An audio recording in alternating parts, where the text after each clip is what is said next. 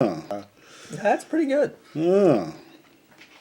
Okay, DVD releases all available this week. I'm sure Blubberella isn't in the red box. You might have to track that down on Amazon. Let's see, what's going on, Dave? I don't know, Ed. Nothing's going on. Nothing's going on? Nothing's going on. But I did come across a quick news story. This was a while ago. Okay. Let me. You might have some good visuals to post up on YouTube for this one. But this happened a while ago, where a woman claims that there was bodily fluid in yogurt that she tried at a grocery store. Oh, no. I'll give you a quick synopsis here, because it does beg three questions that I have to ask. In Albuquerque, a woman claims that when she taste tested a yogurt sample from a market, she immediately spit it out because it had a taste of body fluid. Detectives said the woman who was shopping at this market tried a free yogurt sample from a pushy employee. Oh, gee. Oh boy. He saw her coming. She told police she spit it out because it tasted like something that rhymes with worm. The woman told management she called police. Investigators questioned the male employee who was handing out the free samples. They said they could not charge him until the tests proved that it was something that rhymes with worm.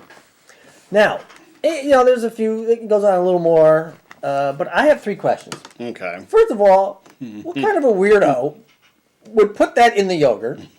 Second of all, she was awful quick to identify that taste. How often does this taste pass her lips? And three, is she with anybody?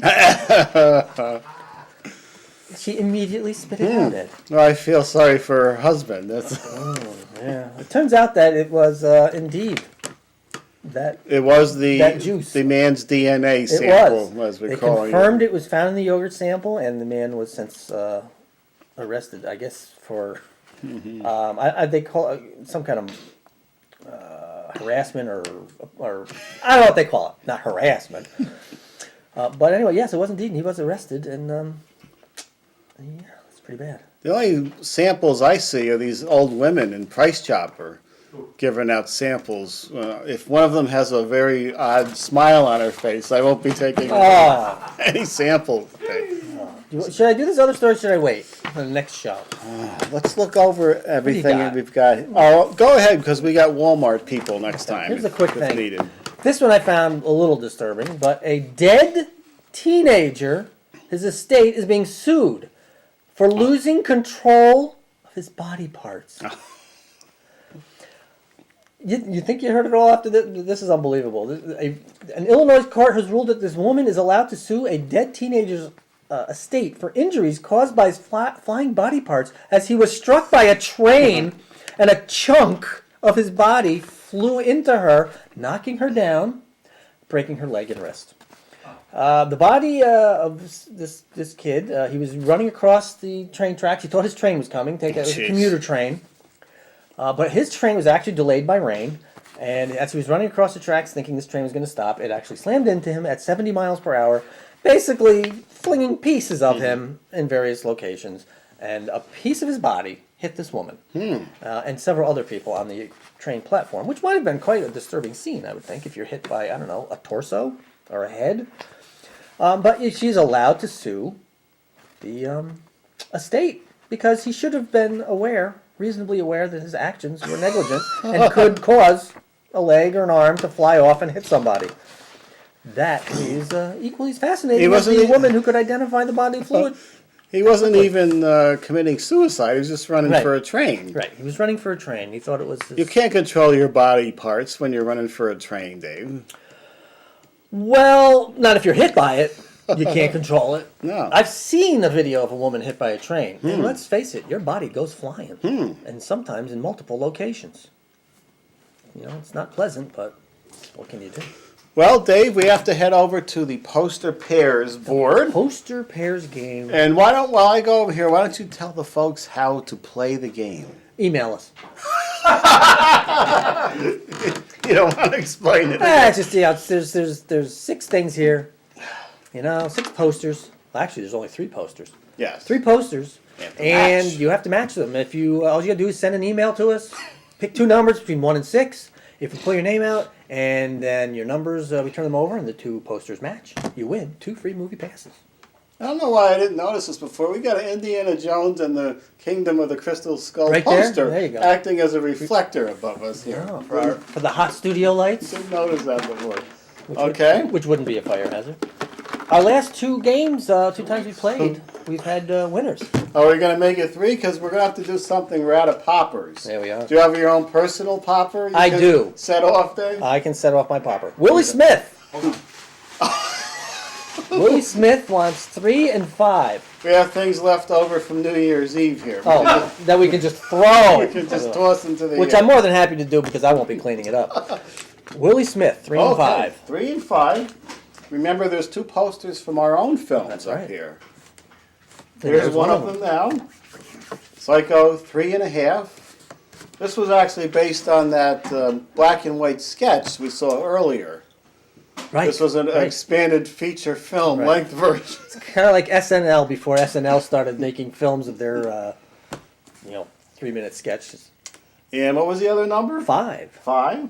Let's see if we have Psycho 3.5 behind here, Dave. Dun, dun, dun, dun, dun. Oh! Where's your charcoal, lump of coal? We could play him.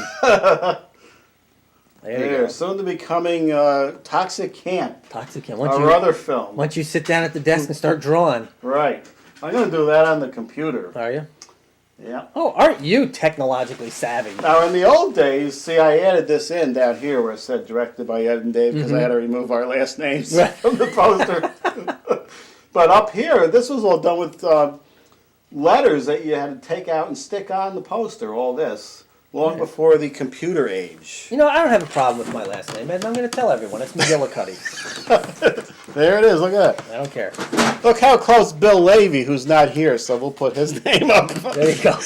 Who also, surprisingly, slipped the other actress the tongue. Apparently during he the did. sequence. That was not written on our behalf, Dave. No. But I guess that's just his natural way of kissing his co-stars. I guess if you're portraying a husband or whatever, you will slip the tongue. Right. Luckily, that was the only thing he slipped into the actress. Was the only thing she noticed. All right, yeah, the address. Here it is. I believe this is the last week we're doing the match game. This is the last week you can get that in. So try and match. Well, here's the. You have to match Sally blank, fill in the blank, and try and match what I said there for the match game. And also for the poster pairs, just send it to mediazone95@gmail.com. Please, business only at this email address. I'm getting a kick out of watching him wrap his arms around 2 cameras to try and get the shot.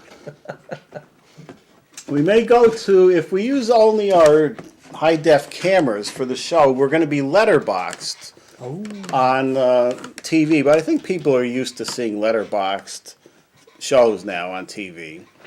They're not going to play with their TV and think something's wrong. They're missing some of the picture now, right? I'm not a fan of Letterbox. You're not. not. It's just, I've got this big screen, I want it filled. Yeah. And then if you have a small computer screen and it's not even filled, it makes it even smaller. I want my entire field filled with action, activity, fun. That's what I would like. Even with the wide TVs now, if it was shot in that wide format, like Star Wars, you still get black bars on your TV.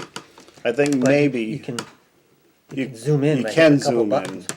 Then you will lose some image because it'll come outside the frame. Oh, well, I want to know, I don't know if I can do it in 30 seconds, how the hell is Seinfeld letterboxed and in high def when I'm sure it wasn't shot that way on TBS, and it looks very, very good. I don't know. However they did that, it looks great on there. I Interesting. have to write to TV Guide and ask them how they do that.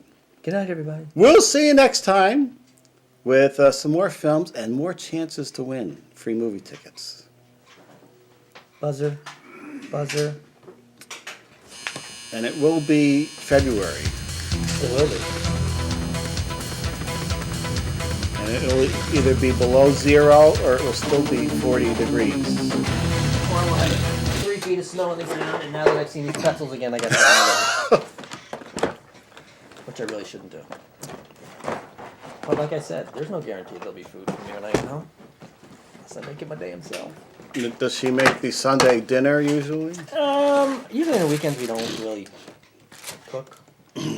What do? Put in the frozen item? Whatever. Or? I like sandwiches, and I'll make a burger or a hot dog or salad. Still maybe some leftover pizza from Friday. I make 2 pizzas on Friday. Dave's Pizza. We're gonna have to try Dave's Pizza.